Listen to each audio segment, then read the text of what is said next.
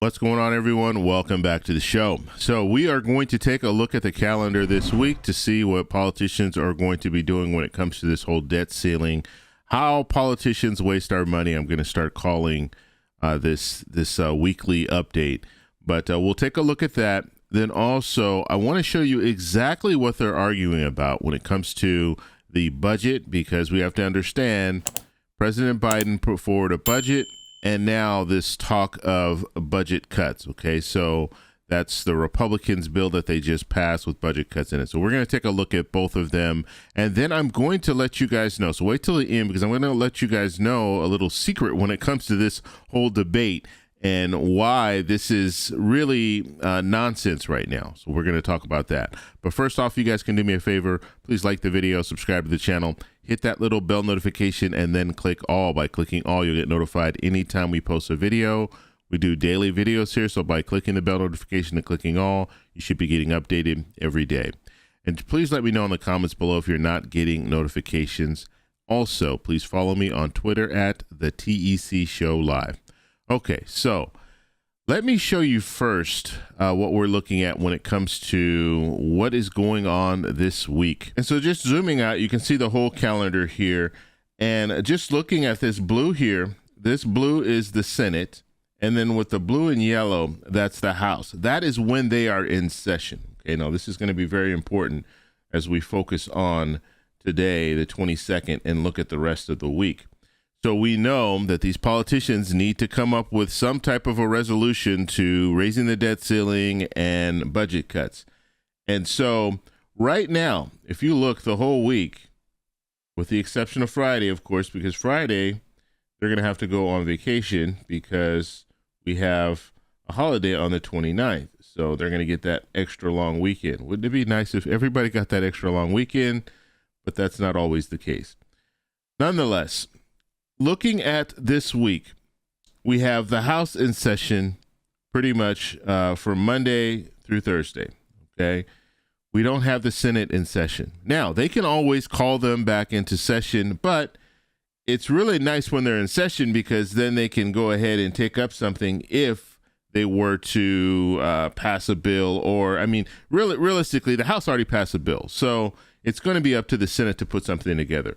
So you know leadership in the Senate right now is going to stay close by, or they will stay in Washington and try to put something together. So Leader Schumer, I'm sure, will be meeting when the president, because the president will be meeting with Speaker McCarthy today, should be sometime today. And then from there, you'll probably still have leadership in the Senate around. That way, if they have some type of a tentative agreement, they can start working on the language of that agreement and put something on paper. So that's what we're looking at right now. We have the House in session, but the Senate will not be in session. And if you look here, I mean, we're pretty much at the end of the month when you look at just the time that Congress will be still available, right? Because then on the 30th and the 31st, the Senate will be in session, but guess what? The House won't be in session. So, like I said, they can easily call them back and have them vote on a bill, but you see there's a really very limited amount of time where you'll have Congress in session, and we're not going to have Congress, both the House and the Senate, in session at the same time in the next 2 weeks, okay? So that's why I was really focused on this time period. This is where I thought that they could get a deal, and this is where they needed to get a deal realistically, because they were both in session. But now it's going to be very, very difficult, and I mean, you don't have too many. Now you don't have the joint session, so we'll just have to. We're gonna follow the story and see where it goes, obviously. But I'm just letting you guys know some of the challenges. Okay, so this is June 1st here. And this is the possible default date, okay? Possible, okay? It doesn't mean it's going to happen, but it's just possible that it can happen. And if it did happen on the 1st, that would be a Thursday, which means the stock market would go down like this, okay, on Friday. If they can't come to some type of resolution, then this is what we're going to be looking at in the stock market. the following day. Okay, because the Treasury Secretary said June 1st we have a potential to default.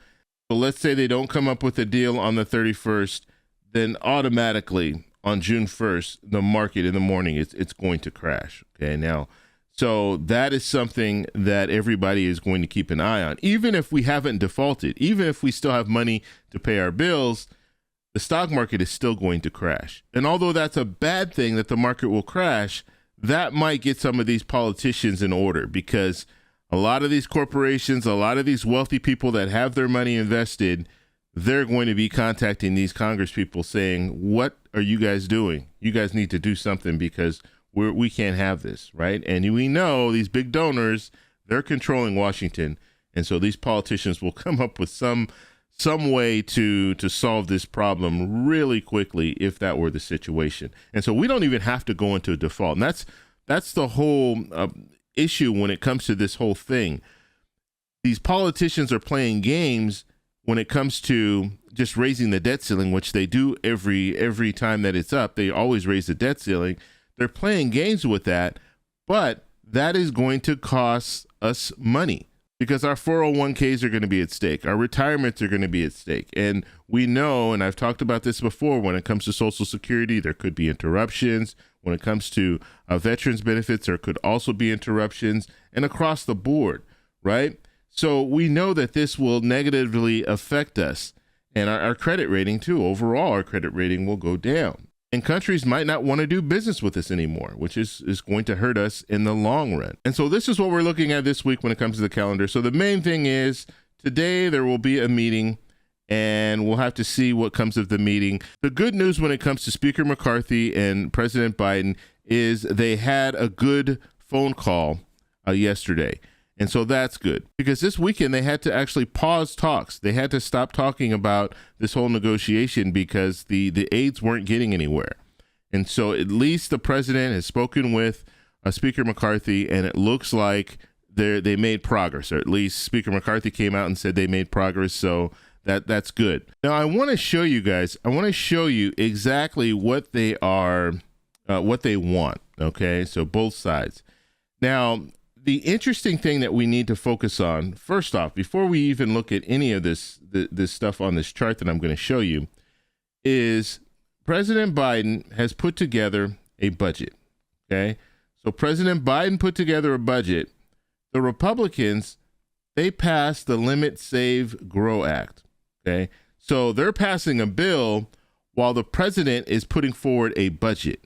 And I'm going to tell you why that's important to focus on. So now let's look at President Biden's budget. Okay, now he put this forward a few months back, and Republicans came out and they attacked it, of course. But we're looking at revenue on this side, and then we're looking at spending on this side. So just looking at the revenue, and this is the money that they're going to be able to collect, basically is what they're saying here. So they're going to collect money on interest. They're going to collect money on the increased Medicare tax. They're going to collect money on increased taxes on income earners. They're going to collect money on the increased corporate income tax rate to 28%. And then other reforms is just what they put here. Okay. So when we're looking at this, and then we look at the spending, and so they're going to spend money on the new health spending, tax breaks, and that would be for probably the middle class is what they're focused there, and then the child care subsidies. And so zooming out on this, looking at the money coming in, so this is the money coming in, and then the money going out, you still have a savings of $3 trillion. Okay, so that is what President Biden's plan will do. Okay, so he's going to save money, and that is the whole goal here. That is the whole issue that we're hearing a lot about right now, is the fact that that we're spending too much. So if you're saving, that's the focus, right? And so the Republicans passed a bill that did primarily the same thing when it comes to saving money. Okay, and we'll talk a little bit about that. But let's see. Revenue that they're going to be bringing in. They're going to rescind the COVID money. Okay, so they're going to get that money back, which is something that should happen. And I think it automatically happens in 2024. I'm not mistaken. Now they want to end student debt cancellation. So the executive order that the president signed last year, they want to rescind that. Okay, now you understand why there's some pushback, because the president does an executive order, and then the Speaker McCarthy puts together a bill that rescinds that executive order. So that's why there's big negotiations going back and forth, and that's why you have some Democrats that are upset, because it's like, hey, look, they already handled this, and now it's in the court, and now you want to rescind it. I mean, they're just going around in circles. Then they want to repeal energy tax credits, and so this focuses on the people that want to buy an electric vehicle. You get the $7,500 up to $7,500 back in tax credits. They want to do away with that, and then interest again. So they have interest just like President Biden's budget has. And then they want to return the discretionary spending, okay, back to 2022 numbers. And so that you see that is the bulk of the money that they will be bringing in if they do that. Now, the spending, the only thing they have here is the IRS, okay, repeal IRS. Now, what they want to do, the 87,000 agents that you've been hearing so much about, now understand 87,000 agents over 10 years. And they have to take into account that you're going to have people in the 10-year period, they're going to be retiring. So this the vast bulk of these jobs they're not new jobs, they're jobs to replace the people who will be retiring in the future. Now, understand, when it comes to the IRS, love them or hate them, they are collecting money. Okay, so they're collecting money from people who pay their taxes, and some people who don't pay their taxes. They're collecting money from them as well, because they're finding out that they're not paying their taxes. They're doing their investigation, and now they're making them pay their taxes, or putting them in jail, all that stuff, right? They're an enforcement agency. So because of that, if you were to do away with them, then there's going to be some type of a loss in revenue, and so that is going to hurt the revenue side. So when you're looking at the savings, this is the difference. The savings that the Republicans in this act, this bill that they passed in the House, they're looking at $4.8 trillion in savings, which is good. It's better than $3 trillion, right? But this is just a bill. This is not the budget. And so what the Republicans are doing right now is they're going to pass this, or they've already passed it, and what they want to do is they want this to pass the Senate and get signed off by the president, which obviously they're going to negotiate this down. That's what they're talking about right now. But in the future, the Republicans need to put together a budget. And so when we're looking at this $4.8 trillion, either they're going to have to do one of two things. They're going to have to make even more cuts in the future, or there's going to be more spending. Because when they put together a budget, you're going to see more spending. So on this side here, President Biden has the full budget. So we know exactly where they want to go in 2024. Over here, Speaker McCarthy's plan, it doesn't have the budget included. And so this number here, this 4.8 trillion, it can go down. And it probably will go down, because they're going to have to spend more money. You're telling me the only spending that they're going to have is when it comes to the IRS? No, there's going to be more spending. And one of the spending areas that's not being talked about is the military. There's more money going to be spent in the military, and they want to increase spending. They also said when it comes to veterans affairs, they want to spend more money. So they're going to have to do something when it comes to a budget as well. Now, the reason why they're not putting that forward now is because this bottom line number, this 4.8 trillion savings, will change, and it most likely will go down, and it might even be around that area of 3 trillion. So if we start looking at an area of the savings being about the same, that's when you have to start asking yourself, what are you guys talking about?